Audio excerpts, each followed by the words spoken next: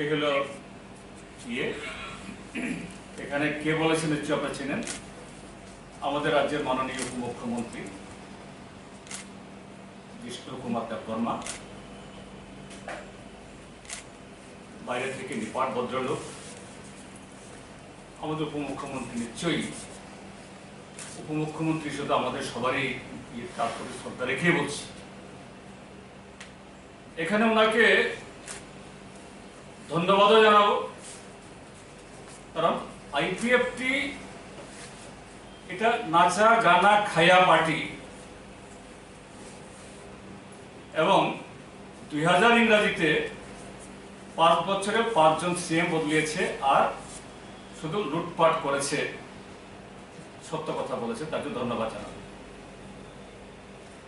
এটা নতুন কথা না, এটা সারা ত্রিপুরা রাজ্যের মানুষ আইপিএফটি সম্পর্কে জানে, এবং আজকেও এই আইপিএফটির বিন্দুমাত্র তার কোনো পরিবর্তন নেই।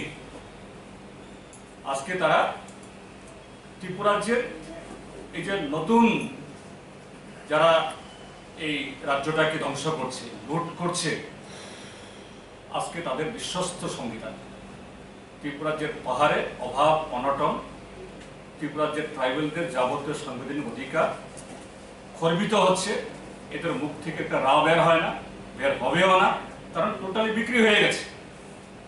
কিন্তু এখানে জিষ্ণুবাবু, আবারও বলছি ওনাকে সম্মান রেখে, একটা শব্দ, একটা তথ্য তিনি দিয়েছেন, এটা খুবই উদ্বেগের, আমি অন্তত খুবই উদ্বিগ্ন। সেটা কি বলেছেন? ত্রিপুরার যে টিএনবি থেকে শুরু করে এনএলএফটি, টাইগার এবং আরো যত উগ্রবাদী হয়েছে, তার সাথে প্রত্যক্ষ এবং পরোক্ষভাবে কংগ্রেস দলের সম্পর্ক ছিল, এটা আমরা সবাই জানি। টিএনবির সাথে আঘাত করে রাজীব গান্ধী কিভাবে 1988-এ প্লট করেছিল,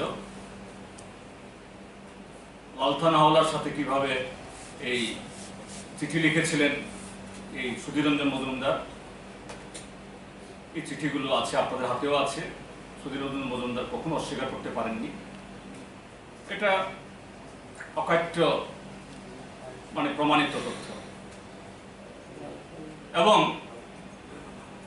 1998 ইলেকশন, 2003 ইলেকশন, পাহাড়ে এনএলএফটি সরাসরি প্রচার করত কংগ্রেস টিউজেসকে ভোট না দিলে হাত কেটে ফেলবো, আঙ্গুল কেটে ফেলবো, প্রকাশ্যে বলতো। এটা টিউজেস কংগ্রেস জোট না, এটা এনএলএফটি কংগ্রেস জোট, আজকে তাদেরকে জেতাতে হবে, বামপন্থীকে হারাতেই হবে। নতুন কথা, কংগ্রেসও এগুলি অস্বীকার করতে পারে না। কিন্তু বিজেপি তারা উগ্রবাদীদের মদত দিত, অন্তত এই অভিযোগগুলি আমাদের ছিল না। অন্য জায়গাতে আছে সাম্প্রদায়িক শক্তিকে মদত দেয়, আর এখানে আজকে जिष्णुबाबू बोलছেন 2000 साल में वो लोग एडीसी में आया, हम भी मदद किया, हम भी मदद किया। 2000 ইংরেজিতে যে আইপিএফটি, তখন আজকের মেবার কুমার জমাতিয়া এই দলে ছিলেন না, এনসিও না এনসি ছিল, তখন বাইরে ছিল, উপদেষ্টা ছিল। 2000 ইংরেজিতে যে এডিসি দখল করেছে, যে সেটআপটা টোটালি এনএলএফটি দ্বারা তৈরি করা, একদম এই যে তখন যে সমস্ত লোক এসেছিল নতুন নতুন চেহারা, এই যে কি রিয়ান জানি, কৃপামোহন রিয়ান, দেবব্রত কলই, তারপরে বিনয় দেববর্মা, বুধু দেববর্মা, একেবারে টোটাল ত্রিপুরার রাজনীতিতে তাদের চেহারা ছিল না। এগুলো আইপিএফটি স্পন্সর্ড, তাদের ক্যাডার, কেউ তাদেরকে চিনত না, কিন্তু তারা জিতে গেল এনএলএফটির AK-47 এর এই বয় দেখি। আর আজকে দেরিতে হলেও এখন 2000 সাল 2000 ইংরাজি আর 2020 সাল, 20 বছর পরে আজকে জিষ্ণু দেববর্মা এই যে তথ্য জানালেন, এটা অত্যন্ত উদ্বেগের। যে हम भी मदद किया, তো किसको मदद किया? তখনকার আইপিএফটি তো ছিল এনএলএফটি আইপিএফটি, আর বিজেপি हम जानता है हम भी मदद किया। আমি এখানে বলছি এই কারণে, যেহেতু উপমুখ্যমন্ত্রী কৃষ্ণবাবু এত বড় সাংবিধানিক পদে আছেন, প্লিজ আপনাদের মাধ্যমে বলছি একটু স্পষ্ট করুন, আপনি কি মুখ ফসকে বলেছেন हम भी मदद किया? যে মুখ ফসকে বলে থাকেন তো খুব ভালো, আমরা আশ্বস্ত হব, ত্রিপুরার জন্য আশ্বস্ত হবে। আর যদি মুখ ফসকে না বলে থাকেন, তাহলে আপনারাও ত্রিপুরাজ্যের মধ্যে এই উগ্রপন্থা সন্ত্রাসবাদ এটার মদতে সঙ্গী ছিলেন, এটাও স্বীকার করে যেন আগামী দিন আর করব না। এই রাজ্যের মধ্যে যে দাঙ্গা লাগানোর সাম্প্রদায়িক যে বিভেদ তৈরি করার যে চেষ্টাগুলো হয়েছে, এগুলি আর হবে না, এটা বলে এটা আশ্বস্ত করুন ত্রিপুরাজ্যের মানুষকে। কাজেই আমি আমার তরফ থেকে এই দুটি বিষয় বললাম। এটা সেই আন্দোলনে এইরকম ভাবে গণতান্ত্রিক ভাবে এটাকে বাধা দেওয়া, এটাকে বন্ধ করার যে প্রচেষ্টা, এটা কোনোভাবে মেনে নেওয়া যায় না। এটা আমরা ধিক্কার জানাই, প্রতিবাদ জানাই, নিন্দা জানাই, এবং ভবিষ্যতে যাতে এই ধরনের ঘটনা যাতে না হয় সরকারও দেখো, এবং বিজেপিদের কাছেও আমাদের আবেদন থাকবে। এই ধরনের গণতান্ত্রিক একটা বাতাবরণ আমাদের রাজ্যে দীর্ঘকাল ধরেই ছিল। একটা এরকম একটা অসহিষ্ণুতা, এটা আমাদের রাজ্যে কোনোদিনই ছিল না, 25 বছরতে ছিলই না। কিন্তু এটা নতুন, সেখানে এই ধরনের পরিবেশ ওরা আমদানি করছে, এবং আমাদের তো এই আরো বৃহত্তর আন্দোলনের দিকে ঠেলে দেওয়ার ব্যবস্থা করছে বিজেপি মূলত। কারণ আমরা আশা পোষণ করছিলাম আমাদের 11 দফা দাবি এবং কোনো জায়গার স্থানীয় দাবি সহ আমাদের যে আন্দোলন, এই আন্দোলনের মধ্যেই দাবির মধ্যে অন্যতম দাবি ছিল আমাদের এই যে সেপ্টেম্বর মাস থেকে 14 তারিখ থেকে পার্লামেন্ট চলছে, গ্রীষ্মকালীন যে অধিবেশন, সেই অধিবেশনে আমাদের আশা ছিল মাননীয় মুখ্যমন্ত্রীও 15ই আগস্ট সেখানে স্বাধীনতা দিবস পতাকা উত্তোলনের সময় উনি বলেছিলেন যে এডিসি এম্পাওয়ারমেন্ট আমরা অতি শীঘ্রই দেব, এবং মানে অত্যন্ত বেশি অন্তর্ভুক্ত করব। এডিসি এম্পাওয়ারমেন্টের জন্য 50 আসন বিশিষ্ট হবে, টিটিসি হবে। সে যাই হোক, আমাদের আশা ছিল না এই অধিবেশনে কিছু না কিছু হবে, কিন্তু আমরা প্রত্যক্ষ করলাম মানে অধিবেশন শেষ, কিন্তু কোনো রকম এই এডিসি এম্পাওয়ারমেন্টের কথা বলেন, ককবরকে অন্তর্ভুক্ত করার কথা বলেন, কোনো কিছু সেখানে বিল আনা হলো না। এটা অত্যন্ত দুর্ভাগ্যের, এতে গণমুক্তি পরিষদ গভীর ক্ষোভ প্রকাশ করছে। আমরা চাই যে এটা আসলে, যদিও বিজেপি মোটো এরা আমাদের বিশ্বাস ছিল না যে ওরা ককবরকে অন্তর্ভুক্ত করবে বা জেলা পরিষদ ক্ষমতা বৃদ্ধি করবে, কারণ বিজেপির যে মোটো এটা আসলে এটার সাথে এটা কোনোভাবেই খাপ খায় না। ওরা তো হলো এক দেশে এক আইন, এক বিচার ব্যবস্থা থাকবে, এক আইন থাকবে, এক ভাষা থাকবে, এক ধর্ম থাকবে। কাজেই তার জন্যই তো ওরা এই যে জম্মু কাশ্মীর 370-35 মুসলিম মহিলাদের যে সমস্ত যে আইন টাইন ছিল বিবাহ সংক্রান্ত, নারী সংক্রান্ত, এগুলো ওরা উদ্যোগ করলো, এবং ওরা চায় যে ওদের মোটোটা হলো একটি ভাষা যাতে থাকে, তাহলে হিন্দি সংস্কৃতি। কাজেই এই ভাবনার দিক থেকে হয়তো ওরা ওদের আইডিওলজির বাইরে গিয়ে ককবরকে অন্তর্ভুক্ত করার কথা হয়তো ভাবছে না, যেহেতু একই আইনে দেশ চলবে। কাজেই এই আইনটা আলাদা করে ট্রাইবালদের জন্য, পিছিয়ে পড়া দুর্বংশের জন্য সংরক্ষণ হবে, আইন হবে, এটা তাদের আইডিওলজির সাথে খাপ হয় না বলেই আসলে ওরা এই বিলটা আনে নাই। এটা কোনোভাবেই ঠিক নয়, আমরা চাই যে ঠিক আছে পার্লামেন্টে বিলটা আসলো না, কিন্তু ত্রিপুরা রাজ্যের মানুষ দল মত নির্বিশেষে এই এডিসি এম্পাওয়ারমেন্টের কথা বলছে, যেটা আমরা চাই না সেটা জোর করে চাপিয়ে আইন করে দেওয়া হলো সিএ, যেটা আমরা চাই না। এই যে এগ্রিকালচার যে বিলটা হলো, শ্রম আইন যেটা হলো, যেটা দেশের মানুষ চায় না, সংখ্যাগরিষ্ঠ তো মানুষ চায় না, এটা আইন করা হলো। যেটা সংখ্যাগরিষ্ঠ মানুষ চায় এটা এই আইনটা করলো না, বিলটা আনলো না, এটা অত্যন্ত নিন্দনীয়। আমরা চাই এখন অর্ডিন্যান্স জারি করে হলো এই বিলটা আনা হোক, এটা কার্যকরী করা হোক। কারণ অনেক কিছুই তো অর্ডিন্যান্স জারি করে। কি কারণ? আমাদেরকে কি উগ্রপন্থী মনে হয়? আমরা কি নিষিদ্ধ? আমরা নিষিদ্ধ হলে পরে বিডিও আমাদেরকে পারমিশন দিলেন কি করে? আমরা নিষিদ্ধ হলে পরে আপনাদেরকে আমরা জানালাম, কেন আমাদেরকে বললেন না? বললেন যে না, আরেকটা দল স্বচ্ছ ভারত অভিযান করবে, মানে বিজেপি। ভালো, বিজেপি কেন, যে কোনো দল স্বচ্ছ ভারত অভিযান করলে ভালোই, আজকাল দরকারই করবে।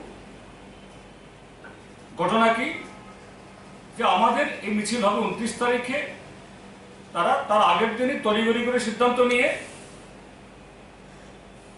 100-150 লোক নিয়ে জড়ো হয়েছে। স্বচ্ছ ভারত অভিযান হলো মোটা মোটা লাঠি আর দা নিয়ে রাস্তায় দাঁড়িয়ে দা দাঁড়াচ্ছে। আর সেখানে সাতচান বাজার একটা কমিউনিটি হল, সেখানে দেদা মদ মাংস দিনের বেলা। যেন এরকম প্রশাসনের তরফ থেকেই যে আমাদের এই বিশাল মিছিল, জনগণের মিছিল, নারী পুরুষের শান্তিপূর্ণ মিছিল, এটাকে আটকানোর জন্য যেহেতু 100-150 এদের দ্বারা আটকানো যাবে না, কাজে পুলিশ দিয়ে আটকে, পুলিশ কোনো জবাব দিতে পারলেন না। আমরা বলেছি আমরা মারামারি করতে আসিনি, কাউকে শক্তি দেখানোর জন্য আমরা আসিনি, আমরা এসেছি জনগণের বক্তব্য তুলে ধরার জন্য। আমরা অগত্যা কি করবো, এত লোক নিয়ে আমরা এসেছি। আমরা রাস্তায় বসে গেছি ঘন্টা খানেক, আমরা এই জরুরি গাড়িগুলি পাশ দিয়ে রাস্তা ব্লক করতে বাধ্য হয়েছে। আমরা বলছি বিডিওকে এসে আমাদের ডেপুটেশন এখানে নিতে হবে, আমাদের যেহেতু ব্লকে যেতে দেওয়া হয়নি, ব্লককে এখানে আসতে হবে। আমরা শুনলাম এই যে কতিপয় সমাজদ্রোহী সাতচান বাজারে মদ মাংস খাচ্ছিল এবং লাঠি সুটা নিয়ে তৈরি ছিল গন্ডগোল পাকানোর জন্য, ভিডিও গাড়িতে আটকেছে, তাকে আসতে দেবেন। অগত্যা এসডিএম স্বয়ং এসে বলছেন, স্যার আমি ক্ষমা চাইছি আপনাদের কাছে, আমি তো প্রশাসনেরই লোক, পদমর্যাদায় বিডিও থেকে উপরে ডিস্ট্রিক্ট অ্যাডমিনিস্ট্রেশনের আমি অংশ, কাজে আমার কাছে দিন। আমরা দিয়ে এসছি। এখান থেকে যথারীতি আমরা শান্তিপূর্ণভাবে আমাদের লোকজনকে ফিরিয়ে দেওয়ার ব্যবস্থা করেছি, কিন্তু যাওয়ার পথে আবার সেই লোকগুলো আমাদের 5 জন আমাদের লোক যাচ্ছিল তার গ্রামের বাড়িতে, রাস্তায় লুকিয়ে থেকে এদের উপরে চরম মারপিট করে। এখানে ঘটনা শেষ না, গতকাল সন্ধ্যা প্রায়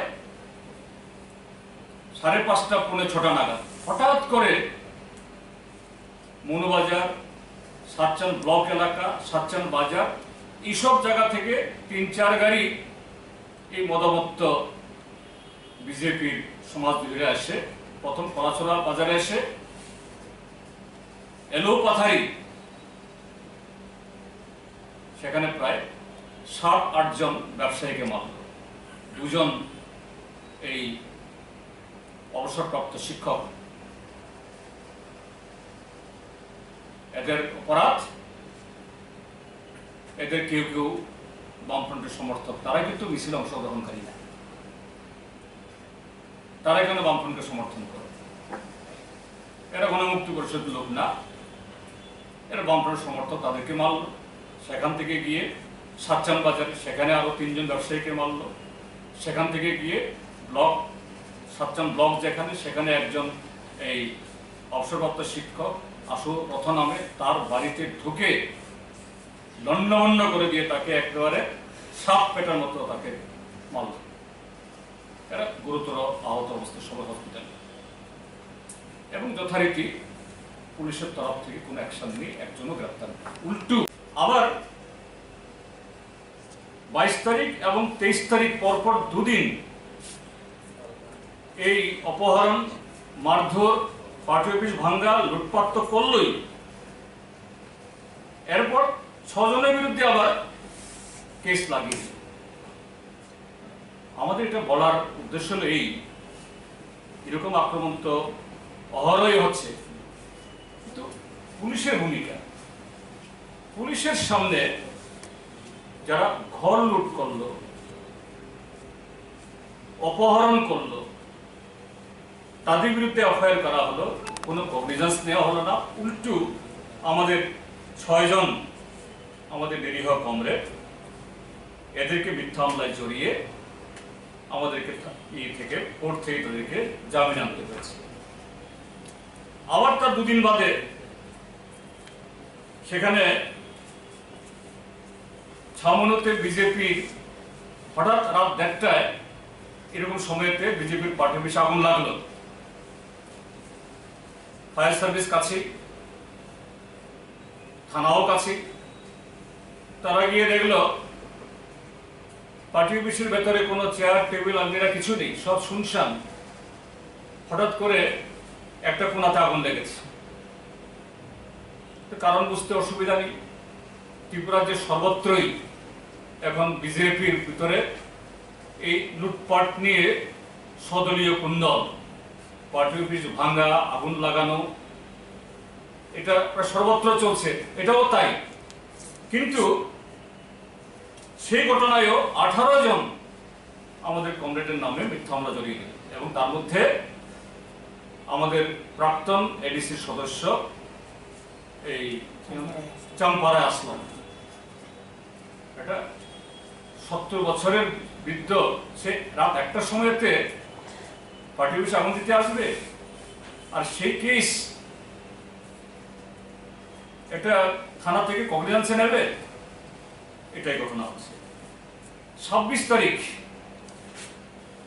এদিকে শান্তিবাজার মহকুমায় আমাদের 11 দফা দাবিতে, সেখানে শান্তিবাজারের পাশে বগাফা ব্লক, ওখানে গত 2.5 বছর ধরে সন্ত্রাস, ওখানে যাওয়ার কোনো সুবিধা নেই।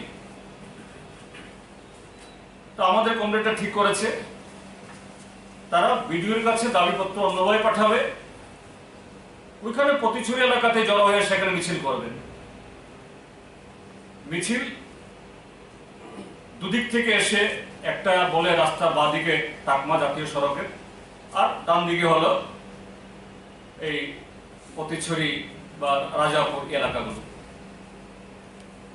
ওখান থেকে টাকমা থেকে একটা মিছিল প্রথম আসলো, সেখানে গোটা শান্তিবাজার মহকুমার অন্য এলাকা থেকে, এডিসি এলাকার বাইরে থেকে সমস্ত সমাজ বিরোধীরা এসে, সেখানেও পুলিশ ছিল দণ্ডায়মান, আমাদের লোকজনের উপর আক্রমণ করলো, আবার তাদের বিরুদ্ধে মিথ্যা মামলা জড়ালো।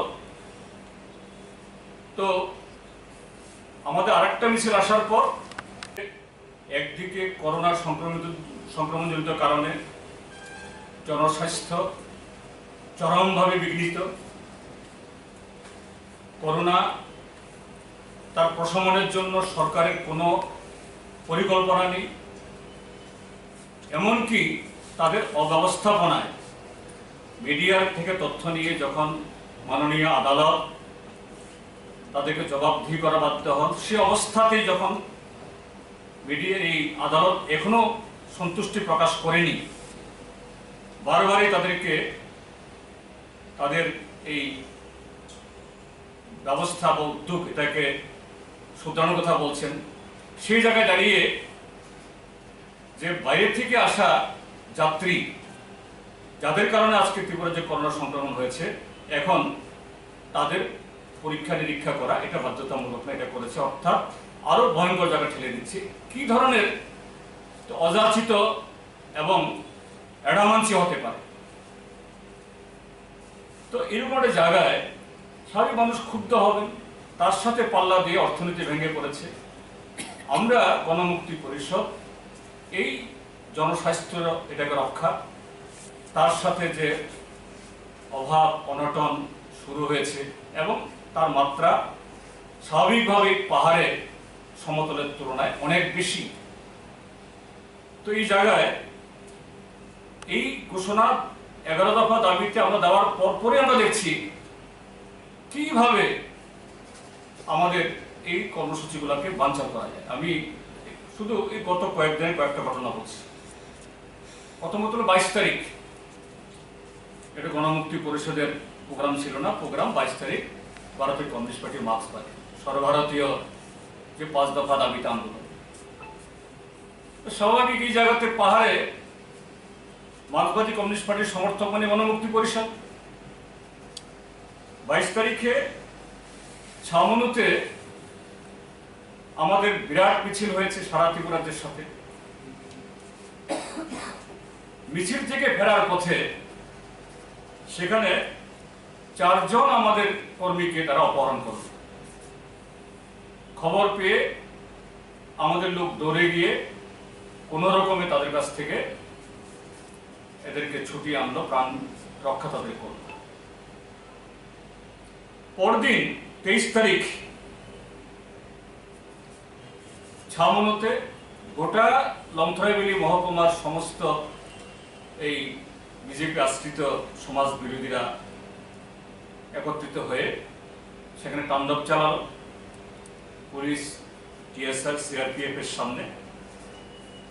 সেখানে মার্ক্সবাদী কমিউনিস্ট পার্টির অফিস ছামনু 5বার লুট হলো এবং আমাদের কয়েকজন সমর্থকের বাড়িঘর সেখানে ভাঙল। কারণ উপমুখ্যমন্ত্রী এতদিন পরে বলছেন আইপিএফটি কো হাম মদদ কিয়া, মানে এলএলএফটি কো, আর তিনি যখন এই কথাটা ডিসক্লোজ করছেন তখন দিকে অস্ত্র পাওয়া যাচ্ছে। কাজে দুটার সাথে বোধহয় একটা সম্পর্ক বোধহয় আছে। কাজে বিএসএফ জওয়ানরা এই অস্ত্র উদ্ধার করেছেন, তাদেরকে ধন্যবাদ জানাচ্ছি। এটা খুবই ত্রিপুরাজ্যের শান্তির পক্ষে একটা উল্লেখযোগ্য ঘটনা।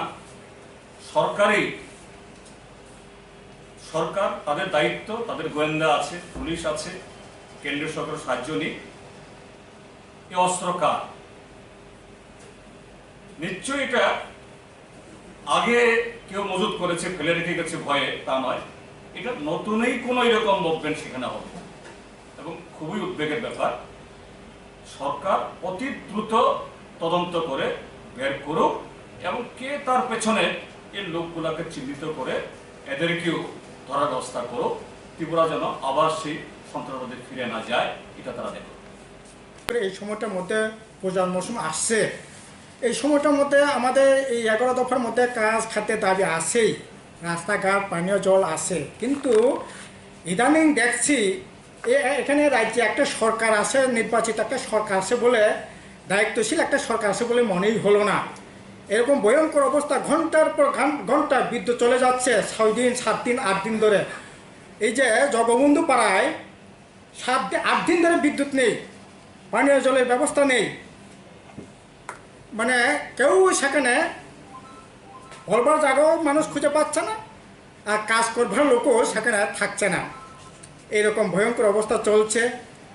ডাবল ইঞ্জিনই চলছে ঠিকই, যে ডাবল ইঞ্জিনে এখন একজন অটো চালাচ্ছে, স্টেরিং ধরতে হচ্ছে, পিছন থেকে মহিলা সহ যাত্রী সহ আপনাকে ঠেলে রাস্তা পারাপার করতে হচ্ছে। এই হচ্ছে ডাবল ইঞ্জিনের নমুনা। হ্যাঁ, আমরা চাইব যে অ্যাটলিস্ট যে সমস্ত রাস্তাগুলো এখনই না করলে না হয়, এই পুজোর মৌসুমে অন্তত পক্ষে রাস্তাঘাটগুলো সারাই ব্যবস্থা করা হোক, পানীয় জলের ব্যবস্থা করা হোক, বিদ্যুৎ যাতে সচল থাকে ব্যবস্থা করা হোক। আমাদের তো বিদ্যুৎ সারপ্লাস, আমরা বাংলাদেশে বিক্রি করছি, নর্থ ইস্টে বিক্রি করছি, আমাদের সারপ্লাস বিদ্যুৎ। কেন 8 দিন 9 দিন সেখানে বিদ্যুৎ থাকবে না, মানুষ বিদ্যুৎ পাবে না? এটা তো হতে পারে না। কাজেই এটা অত্যন্ত জরুরি। এই সময়টার মধ্যে অন্ততপক্ষে এই পুজোর মৌসুমে এটা কোনোভাবেই বাঞ্ছনীয় নয়, এটা করা দরকার। আর এছাড়া জুন জুলাইয়ের দিকে খানিকটা টুকটাক কাজ হচ্ছিল, রেগার কাজ, কিন্তু ইদানিং কোনো রেগার কাজ নেই।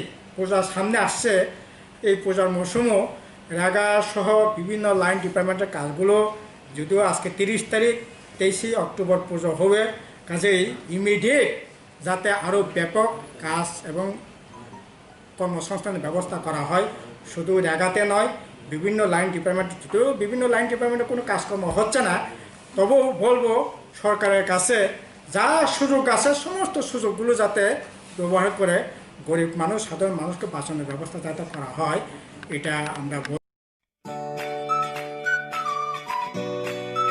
আপনি কি নিজের এবং পরিবারের স্বাস্থ্যকে নিয়ে চিন্তিত? বাজারে রাসায়নিক দেওয়া আনফ্রেশ শাকসবজি খেতে বাধ্য? দাম দিয়ে কিনছেন কিন্তু আনফ্রেশ? তাহলে আপনার চিন্তা দূর করতে আমরা এসে গেছি লেটস বাজার নিয়ে। লেটস বাজার দেবে আপনাকে সর্বদা ফ্রেশ এবং অর্গ্যানিক শাকসবজি খাওয়ার সুযোগ। লেটস বাজার ডিরেক্ট ক্ষেত থেকে আপনার বাড়িতে পৌঁছায়। তাহলে আর দেরি কেন? বাড়িতে বসে অর্ডার করতে আজই লগ ইন করুন letsbazaar.com বা গুগল প্লে স্টোর থেকে লেটস বাজারের মোবাইল অ্যাপটি ডাউনলোড করুন। লেটস বাজার ক্ষেত থেকে ডিরেক্ট আপনার